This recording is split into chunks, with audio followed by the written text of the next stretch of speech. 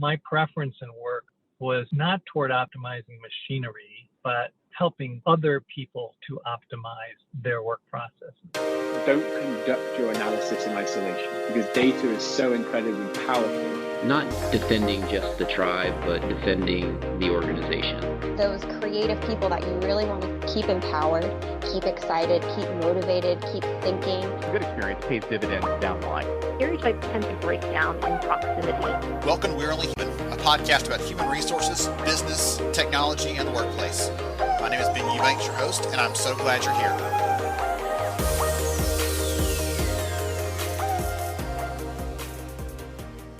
Hey everyone, Ben Eubanks here. Welcome to the show today. I'm excited to have this conversation. I'm excited for you to be able to sit and listen back in the wings and see what's happening here.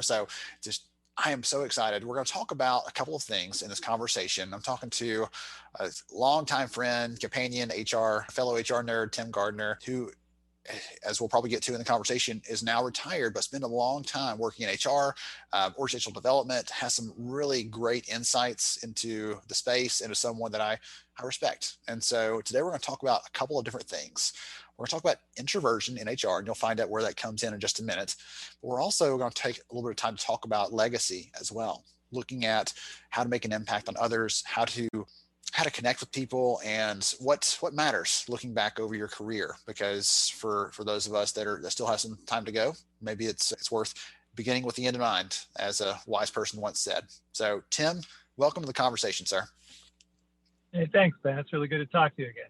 Absolutely. It has been quite a while since we've had a conversation. Why don't you bring me and everyone else up to speed by just telling us a little about yourself and what you're doing these days? Sure. As Ben mentioned, I'm retired, which can mean a lot of different things to a lot of people, but most formally what it means is I no longer am counting on an employer for my day-to-day living or work direction.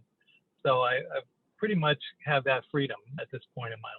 I work for Kimberly-Clark Corporate, which most people know as a consumer products goods, a maker of Cottonelle, Huggies, several convenience brands, if you will, and had begun my career with Scott Paper Company, which was acquired by Kimberly-Clark along the way. So 39 years total between those two companies, working across a pretty broad spectrum of jobs. I frequently say I had 3 or 4 careers over the course of one employment agreement all that time. I started my career in engineering and maintenance and worked in that field for about 4 or 5 years, moved eventually into an operations leadership role in manufacturing, spent the first 25 years of my career in manufacturing plants. And then in the last 15 years or so, I worked at a corporate office in Roswell, Georgia, primarily in the HR area, primarily working on organization design and change management activities in the part of organization design, helping people get to the new way of doing things, if you will. So across those years, lots of different activities, lots of different types of jobs, but clearly the one that I enjoyed the most was my time in HR and working in the organization design and growth areas. I didn't twist your arm to say that. You have a lot of things to pick from. Can you elaborate on why? I'm not going to accuse you of saying that's, if I say it's false, but why did you enjoy that the most? I'm curious about that because I haven't had that exposure in terms of doing some of those other things. And I'm curious why that was the most impactful for you. I think it goes back to actually the first engineering jobs I had. It is a graduate mechanical engineering going into a manufacturing plant. And I'm talking 1978 or so. The first plant I worked in made wax paper and wax paper lunch bags, which of course have long since been replaced for the most part by things like Ziploc and those kind of bags. And working in those facilities, what I would see is there were lots of people who were as smart as I was. They just didn't go to school. They went right to work right after high school in many cases. And their jobs were terrible at least in my mind. They were terrible in that they would be sitting there watching product go by, and their whole job was to pull out the ones that weren't packaged right or were defective or whatever. And my job was to start improving processes so that number one, they would be reliably producing product and not defects, which would, of course, sometimes mean people who are in those kind of jobs would not have that job anymore. So it was this weird thing of how do you look at what work is about, not just how do machines work. Because I really got to thinking more and more about that, which gave me the opportunity to work in new manufacturing plants. So in two different occasions where Scott was building new facilities, they asked me to come and work with them on that because in my early engineering days, it was clear that I worked with the people on the line to solve their problems. I didn't come in with the solutions for them. I worked very closely with them, especially the mechanics. There's only so many times you want to get called in at 2 a.m. for a broken machine before you finally say, hey, let me train this mechanic to think about the problem that he's faced with so that he can solve it himself, because there were shift mechanics that should have been able to do what I would come in at 2 a.m. and basically instruct them to do. So I got a reputation for being a good technology explainer, if you will. So I got pulled into new facilities that were designed where people weren't doing as much inspecting kind of jobs as they were process managing. So someone didn't just operate a machine, they ran the process of the whole machine. And I developed a lot of training, a lot of work structures around that as an engineer, which of course put me in close contact with a lot of HR people. And it kind of came clear to me that my preference in work was not toward optimizing machinery, but helping other people to optimize their work processes. So how can you put in place things for the people so that they can do a better job of managing the process? And that's much more, it's a combination operations leadership and HR leadership. And so in the last half of my career, I spent more time as an operations leader, and then ultimately in HR as a kind of a subject matter expert in organization design and process design, work process design, if you will. So that just became a much more natural thing for me. Solving equipment problems is easy. Solving people problems is not. And it requires a whole different kind of thinking, participation, and just an overall sense of a greater, what are you trying to accomplish here kind of way of thinking. That comment on solving machine problems is easy, solving people problems is hard. I recently had an interview with a gentleman who moved over to HR from accounting, and he said something very similar. He said it's easy to reconcile numbers. It's not as easy to reconcile people. And I'm seeing some similarities there in that connection. So one of the things that the primary reason I reached out to you is I've written a little bit lately, and it's been received some interesting response. People have been very interested in it. It's around kind of introversion in HR. And when I started thinking about the topic, you popped in my head because you used to run a blog. Again, later in your career, you had been working in HR for a while. You decided to start a blog because you were interested in connecting with the community and things. I'll make that assumption there. But you started sharing some of your thoughts, and it was called the HR Introvert. And I'm curious why you picked that name and what it meant to you. Yeah, first of all, if anybody listening goes and looks for the HR Introvert right now, you'll find that I, a long time ago, stopped writing and actually gave up the registration. Someone has picked it up as oddly enough, as a information on how to gamble website. So if you look it up, you won't find my writings. You'll just find some interesting things about gambling. So I don't know why that is. But why I picked that, I guess I was just exploring the whole social media thing. I had become a pretty avid reader of blogs. I had my daily list of blogs that I was going through, and it included people like you and Lori Rudiman and Trish McFarlane and many others. And I would go through them every day. And I thought, I have a different perspective about HR work and a different angle about it that I'd like to start helping people see and think about. And I think that the HR Introvert name came along simply because I was just trying to think about how so many people told me I was not the typical HR person. And when I would press them on what that meant, they always think, at least in my experience in Scott and Kimberly-Clark as the HR person at the time, as being that very outward, hey, how you doing kind of person, everything going okay for you today, very much kind of an extroverted personality, at least the way people think about introvert and extrovert. And I'm not that way. It's not that I didn't ask people how they were doing, but it wasn't assumed that I was going to be that person who had their energy level up a couple steps ahead of everybody else to try and put forward this great image. And so the HR introvert was a natural way to be thinking about that, because that's how I was. And even in establishing the blog, I thought, what do I really want from that? I want to get some ideas out there in that same space as many of these other blogs I was reading. But I also wanted to start to establish some sort of connection with some of those folks, because it was clear to me that the combination of all these people that I was reading and the kind of somewhat the diversity of that collection was much broader than that of my own peers. So I thought this is a way to say, hey, this is another aspect of HR. This is a way that I think about work and the way that I think about the HR processes and policies and so on. And I'd just like to document some of that and share it and be part of that conversation with some of the other people that were out there writing at the time. So that's how it came to be. So I'll give you two options here too. Choose your own adventure.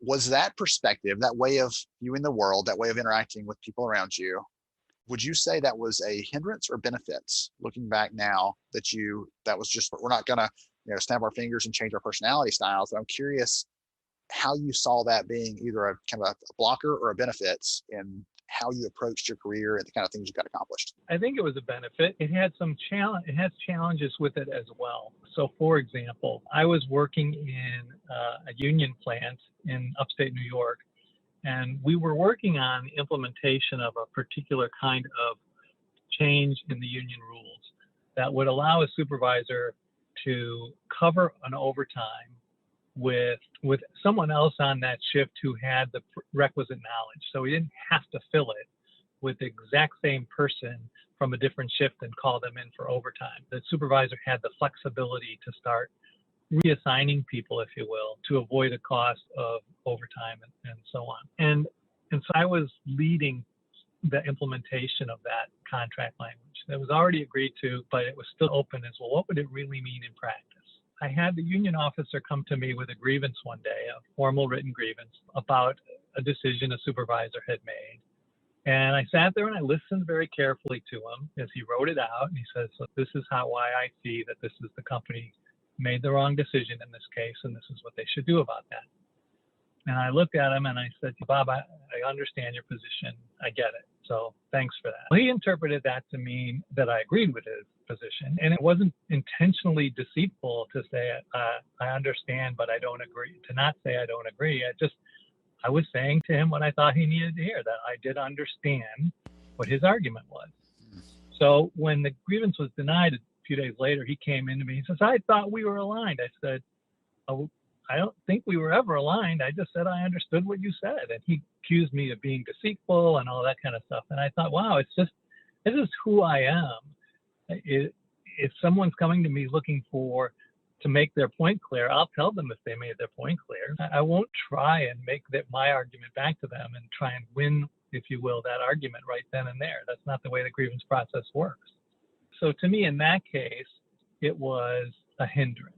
The other side of that is that, especially in, let's say large meetings, I have a team meeting going on, there's 10 or 12 people in this conference room, and we're having a discussion about a particular issue that the leader is undecided on, is looking for input. I, in more cases than not, just listen through those things, try to hear what are other people saying about it, what are their perspectives. I'm just absorb all that as I'm thinking about how do I really feel about that, because I don't always come in there with a predetermined, this is what we should do. So frequently, especially for two different team leaders I had, they would recognize that's what I was doing and pull me out at some point and say, okay, you're not speaking up. I need to know what you're thinking.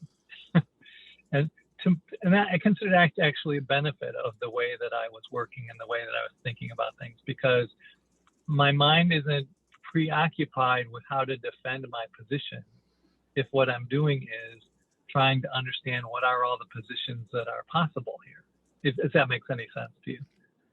And to me, that's the same kind of process that was at work in the conversation I had with the union leader. Trying to get all the inputs, all the facts. I'm kind of the same way. I'm on a lot of boards and things like that. And I usually am sitting back and I'm kind of quiet. I'm trying to absorb everything because I like to think on it a little bit before I respond. I usually don't have an immediate response to something, especially if it's hotly debated. I'm trying to figure out what my perspective is on this and how I'm going to position it. And sometimes you're like, you're not saying anything. I'm thinking a lot. I haven't said anything. I'm thinking a lot about what I'm going to say. So I'm with you on that. And that makes a lot of sense because, and thank goodness you had some leaders that were willing to ask that question, because sometimes they assume that person has no input, or that person's input they're not paying attention or whatever else, and they'll move on. But for those that do, they might get a person that really is thinking through this thoughtfully, carefully, and is going to have something that's not attached to emotion, but attached, after weighing all the facts, here's what it sounds like is the right decision, and helps to give them a different perspective than everyone else is bringing. So I really like that and that approach. Very intriguing. So looking at the time we've got left, I want to shift gears a little bit. So before I go on to the next thing, I want to say that was interesting. That was helpful. That was what I hoped for on the conversation around introversion, because it is actually my perception that there are a lot of people in HR that are introverted, that have to put on the face and go out there and be outgoing and all of those fun things, even though that's not their natural tendency, just because they have to as part of the role. And I want to give them some encouragement that you don't have to be always on, always talking to people, always bubbly and excited.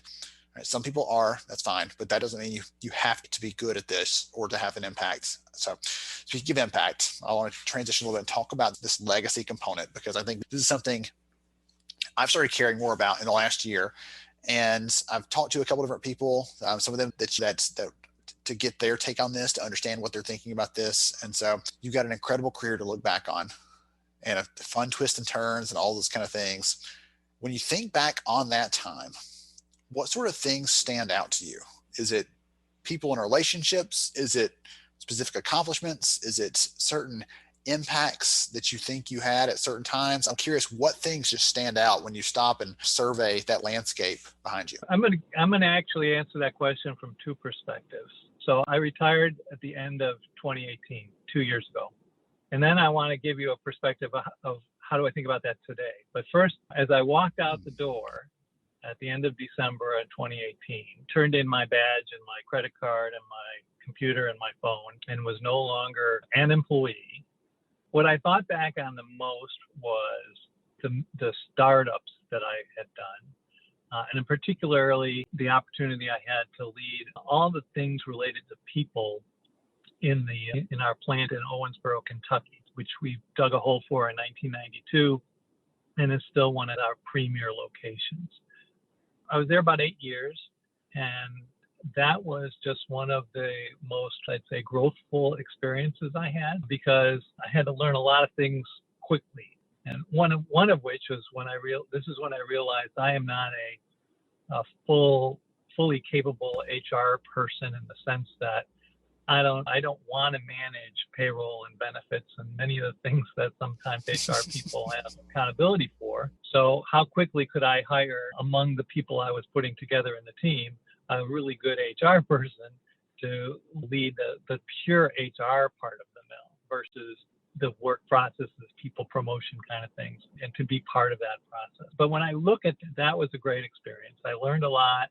I was very proud of where we ended up. And again, comparing it to my early days of my career, when I saw people whose jobs were sweep the stairwell, inspect the product as it comes off the line. And this was even before things were as automated as they are today, literally handling product and putting it into cases one at a time. Those kind of activities were no longer part of what people were doing.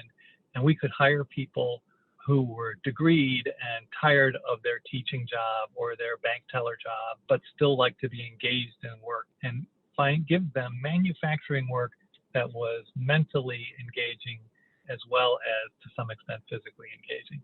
So it was a really great experience overall. And I would say my last 4 or 5 years, I had the opportunity to work on some significant organization design elements when different parts of our organization were going through huge transformation. And in particular, working very closely with our IT leadership around moving that from what was one time a fully integrated internal KC organization to much more of what most large companies do today in terms of outsource for certain things and focusing capability on the things that really matter to the organization. And then lastly, the creation of a global supply chain team. Our company is divided into several different kind of sectors, a healthcare sector at the time, a healthcare sector, a personal care sector, what they call a family care sector. And each one of those sectors had their own manufacturing organizations, their own way of doing things. They tried to integrate better over the years, but until we created a global supply chain team to really provide guidance on standardization for all things supply chain, we weren't really able to get the kind of optimization that we knew other companies were getting. So I had a big role in helping make that happen. And as I left, that whole part of the organization was really thriving and really starting to make a difference. So I felt pretty good about that. Now, 2 years later, one of the perspectives I have is that all of that was great. But what really mattered in 39 years is that I had the chance to do work I enjoyed and make a very good life for my family and myself. And I look at it today, that's the big accomplishment. It's being able to leave work that I enjoyed because I don't have to work anymore. Because in part, I did all the right things that people tell you to in terms of saving the max that you can to your 401k and understanding your investment well enough to manage that piece. And that's what I look at today and say, that was underrated. No one at work really guided me to do those things. Those were things I read about because I was interested in and made decisions about in terms of, again, 401k and savings and all those kind of things with an end in mind to say, I want to spend more time with my wife. I want for us to spend time with our grandchildren, assuming if I go back 10, 12 years, assuming that we would have some, and we do now. And I want to be able to not do what my dad did, which was worked every day until he had a stroke at age 72 and was, bedridden from that point until he passed away 2 years later. I didn't want to relive that. I wanted to be much more active. So my biggest accomplishment was being able to take care of myself and my family such that I can now enjoy what I did accomplish in those 39 years without having the daily requirement to be there. I really like that perspective. And I'm glad you answered it that way too. Because in my head, I'm in the thick of it. And so that first answer you gave about the big accomplishments, certain teams you were on, that's what comes to mind. Like, oh, those are the things right now that I think of that I'm proud of that. But long term, and again, the whole point of this is to get people thinking long term. It's, did I do something I enjoyed? Did I feel like I did work that was worthy? Did I do things that allowed me ultimately, right, to spend time with my family and those kinds of things? Those things long term, when you, not to get morbid, but when you look at, there's a really interesting book that this hospice nurse put together that looks at the regrets of those who are in their final days. And none of them say, man, I wish I had just started at one more project, or I wish I would have just worked that extra 3 hours on the weekend. No one ever says that. They say, I wish I had lived the life true to myself. I wish I had spent more time with family and the people that I love. And that's exactly what you're saying here, and from your own perspective, is what led to that satisfaction long term. Yeah, Barbara and I enabled our 3 children to go to college. We helped them make it all the way through there, and each one of them got out within, I think, 5 years. It took them a little bit longer than the 4 that some people would say is standard, but they all made it. They're all fully independent now, and that was part of our goal in raising kids. So I think that, again, like, the work was nice, and I know what people think about their legacy, but if I walked into that Owensboro mill today, and I can tell you that I haven't been there in many years, but I would recognize some of what they're doing, but I would know that they've evolved too. I think that nothing you do from a work standpoint, to me, is a lasting thing in the kind of technological change world that we live in today. It's just not realistic to think that, or even to care whether it does last. If they came and told me today that they threw out the whole book of things that I started with and they've redone it all, I'd say, great, if that's what works for you today. But I know that worked well for us at the time, and I'm glad someone else is now getting the chance to experience that development, that chance to impact their workplace differently at a different time. So I don't think of it, work legacy, as something that will stand forever. I do think about it in terms of, I think, as well as the relationships that I made. I recently got a call from someone I used to work with to ask if I'd be interested in coming back as a consultant for a brief assignment in change management. And frankly, the work really appeals to me. It would be good to get to go and do a little bit of work for a short period of time that doesn't also, because I'm part of this bigger team, mean that I'm going to get, oh, by the way, can you do this? Can you do that? All these extraneous assignments that you get when you work as part of a larger organization. But what struck me the most about it is, in talking with the people since I got that call, I talked with a couple different people that I might be working with. They don't know me. They only know of me. And they said that they know what they need in this particular project. They've talked to enough people to know I can get that for them and help them get there as fast as they need to. So that meant that was my legacy, that people remembered working for me and remembered what I could deliver. But again, to the extent that right now it makes sense because I can't travel, Barbara and I can't go anywhere. Sounds like a short-term assignment. So yeah, I'll do that. I can do that from home. And it's good to have that choice, obviously. But if I didn't ever get that call, that would be okay too.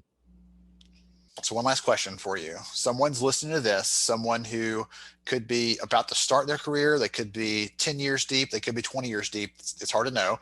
So I don't know if there's one thing you can share based on what you've talked about already that might be helpful for them, but any advice for someone that wants to get to the end and think, I did a good job.